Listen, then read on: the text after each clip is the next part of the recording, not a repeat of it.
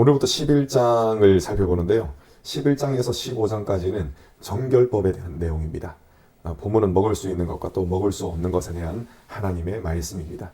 많은 성경학자들은 이 본문 또한 연구를 많이 했습니다. 도대체 어떤 기준에 따라 하나님께서 먹을 것과 먹을 수 있는 것과 먹을 수 없는 것을 나누셨는지 그것에 대해서 또 연구를 많이 했다는 것입니다. 그런데 저마다의 의견이 너무나 다릅니다. 여러 성경학자들이 여러 기준을 내놨는데 그것이 아직도 통일되지 않는 실정입니다.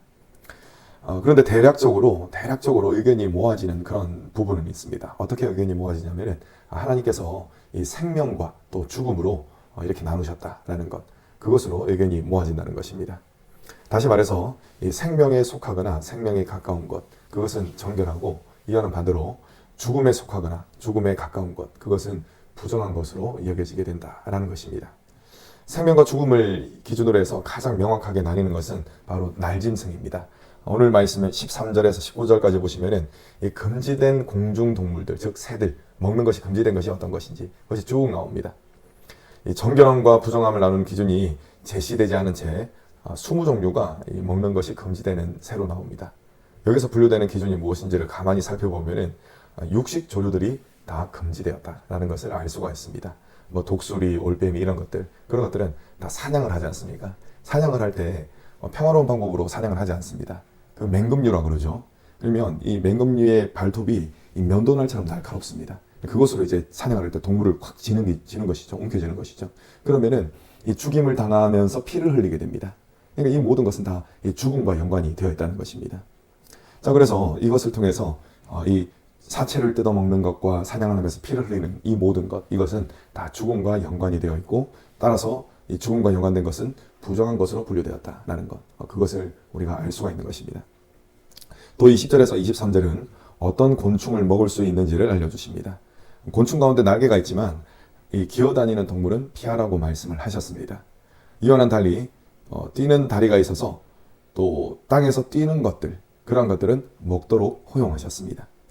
여기서는 이 겉모습과 실제 나타나는 행동, 그것이 일치하는가 일치하지 않는가, 그 여부를 두고 또 먹는 것을 허용하고 허용하지 않으셨다는 것, 그것을 알 수가 있습니다. 자, 예를 들어 보면은 날개가 있으면은 어떤 행동을 기대할 수가 있습니까? 나는 것을 기대할 수가 있죠. 날개가 있으면 당연히 날아야 되지 라는 것을 기대할 수가 있다는 것입니다. 그런데 날개는 있지만 날지 못하고 기는 곤충들의 경우에는 먹는 것이 금지되었습니다. 겉모습만 날개가 있는 것이지 날개가 아무런 소용이 없는 것입니다. 그러니까 겉모습과 실제 보이는 행동이 일치가 되지 않는 것입니다. 날지 못할 거면 차라리 날개가 없는 것이 더 깔끔합니다. 다리 경우에도 마찬가지입니다. 메뚜기와 같이 뛸 수 있는, 영어로 표현하자면 점프죠, 점프할 수 있는 곤충은 하나님이 먹도록 허용하셨다는 것입니다. 이것도 거의 비슷한 맥락으로 보시면 되시겠습니다. 자, 그리고 24절에서 28절은 사체와 접촉된 경우에 어떻게 해야 하는지 그것을 알려주십니다. 짐승의 사체를 단순히 접촉하면 저녁까지 부정합니다. 성경의 전통에 의하면 저녁이 되면 날이 바뀌거든요. 그래서 저녁까지 부정하다, 이렇게 하는 것입니다. 그리고 사체를 옮긴 경우에는 그 부정함의 정도가 좀 더 심한 것으로 여겨집니다. 잠깐 접촉한 것이 아니라 옮기려면 비교적 길게 접촉을 해야 됩니다. 그래서 이 부정함의 정도가 더 심하다고 본 것으로 보여집니다. 그래서 이 경우에는 옷을 빨고 저녁까지 기다려야 했습니다. 물론 옷을 빨 때는 자신의 몸을 물로 씻는 것도 포함이 되는 것입니다.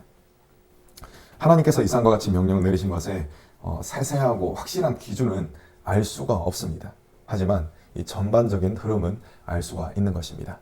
하나님은 이스라엘 백성의 정결함을 위해서 이와 같은 명령을 내리신 것입니다. 먹는 것은 실생활과 가장 밀접한 부분입니다. 하나님께서 먹을 것과 먹지 말아야 할 것을 구분해 주셨기 때문에 이스라엘 백성은 항상 하나님의 말씀을 기억하며 살아야 했습니다.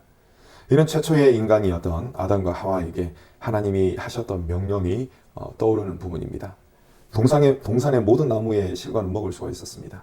다만 동산 중앙에 있는 선악을 알게 하는 나무의 실과는 먹으면 안 되었습니다. 왜냐하면 하나님께서 금하셨기 때문에 그렇습니다. 하지만 아담과 하와는 하나님의 말씀을 마음에 두지 않고 말씀에 불순종하고 말았습니다. 그렇다면 먹기를 금해야 하는 것을 하나님이 알려주신 목적이 무엇이겠습니까? 선악을 알게 하는 나무의 실과의 경우에는 그것이 너무나 맛있기 때문에 하나님이 다 드시기 위해서 너 조금이라도 먹지 마, 이렇게 말씀하신 것이겠습니까? 아닙니다. 너무나 유치한 예이기는 하지만 그렇지 않습니다. 하나님은 영이십니다. 그렇기 때문에 그 어떤 나무의 실과도 하나님께 아무런 영향을 주지 못합니다. 하나님께서 오늘 본문에 짐승을 먹는 것을 금하신 짐승을 정하신 것도 마찬가지입니다. 모든 것은 하나님에게 아무런 영향을 줄 수가 없습니다. 이 명령들은 그렇다면 어떤 것으로 내려진 것인가? 하나님의 바람이 있다는 것입니다. 하나님의 바람으로 인해서 내려진 명령이다. 누구를 향한 바람요? 이스라엘 백성을 향한 바람으로 인해서 내리신 명령이다. 이렇게 볼 수가 있는 것입니다. 하나님이 원하시는 바람은 거룩입니다. 거룩, 정결함이라는 것입니다. 하나님의 백성이 일상 속에서 하나님을 기억하고 또 하나님의 말씀을 가슴에 품고 살아가는 것, 그것이 하나님의 간절한 바람이었던 것입니다. 이스라엘 백성은 하나님께서 하신 명령을 일상 속에서 떠올리고 음식을 구분해서 먹어야 했습니다. 이렇게 함으로써 하나님과 하나님의 말씀에 대한 지속적으로 또 규칙적으로 이런 생각이 가능해지는 것입니다. 이처럼 되뇌는 생각을 통해 이스라엘 백성이 은혜 안에 머물기를 원하셨던 것입니다. 그것이 무엇입니까? 하나님의 간절한 바람이었습니다. 오늘날을 살아가는 성도에게 있어서는 음식의 구분은 더 이상 유효하지 않습니다. 예수께서 마가복음 7장 19절에서 모든 음식물은 깨끗하다라고 말씀을 하셨습니다. 그리고 베드로를 고넬료의 가정에 보내시기 전에 베드로를 하나님께서는 설득을 하셨습니다. 설득을 하실 때 베드로가 기도 시간이 돼가지고 옥상에 올라갔거든요. 환상을 보여주십니다. 이 보자기 가운데 짐승들이 막 가득한 겁니다. 근데 이 짐승들이 하나같이 어떤 짐승들이냐? 먹지 못한, 그러니까 하나님께서 율법을 통해서 먹는 것을 금하신 그런 짐승들이 막 보이는 겁니다. 그래서 베드로가 먹지 못합니다. 부정한 것이기 때문에 먹지 못합니다. 그렇게 이야기를 했습니다. 그런데 하나님께서는 계속적으로 그것을 잡아먹으라 라고 말씀을 하셨죠. 어떻게 말씀하시면서 또 이런 말씀을 거듭하셨냐면은 하나님이 깨끗하게 하신 것을 네가 속되다라고 말할 수가 없다. 이렇게 말씀하시면서 그것을 먹으라 라고 말씀하셨습니다. 물론 이 환상 속에서 금지된 짐승들은 1차적으로는 고넬료를 가리킵니다. 그런데 이것을 통해서 정말 중요한 것이 하나님의 말씀에 순종하는 것임을 또한 알 수가 있는 것입니다. 하나님께서 이 거룩하게 하셨기 때문에 잡아먹으라 하면은 어떻게 해야 되는 것입니까?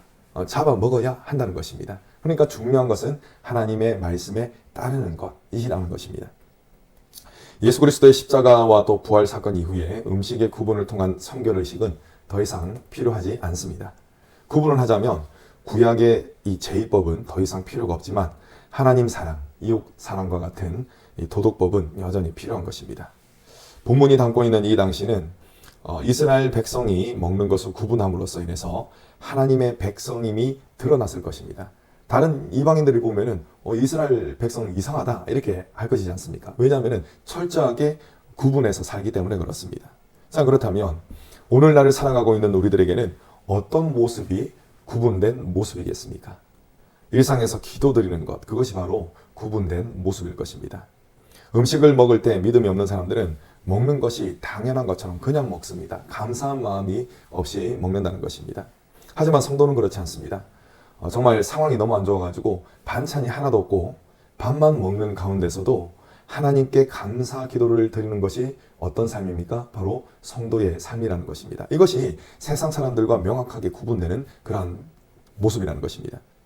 자, 고린도전서 10장 31절은 성도의 삶이 어떠해야 하는지를 잘 보여줍니다. 제가 고린도전서 10장 31절 있습니다. 그런즉 너희가 먹든지 마시든지 무엇을 하든지 다 하나님의 영광을 위하여 하라. 아멘. 사도 바울은 다 하나님의 영광을 위하여 하라 라고 했습니다. 여러분, 언제 우리 자신의 됨됨이가 드러납니까? 특별한 경우 많은 사람들하고 모였을 때 그때 나의 됨됨이가 드러납니까? 그렇지 않습니다. 우리의 일상, 매일 반복되는 그 일상에서 내가 어떠한 사람인가가 드러나는 것입니다. 이처럼 반복되는 일상에서 하나님의 말씀을 기억하고 붙드는 자, 그런 자를 하나님께서는 날마다 때마다 시마다 더 거룩한 자로 만들어 가시는 것입니다. 언제나 우리 주님과 주님의 말씀을 가슴에 품고 살아감으로써 하나님의 형상이 회복된 거룩한 자로 살아가시는 저와 여러분 되시기를 간절히 축원합니다.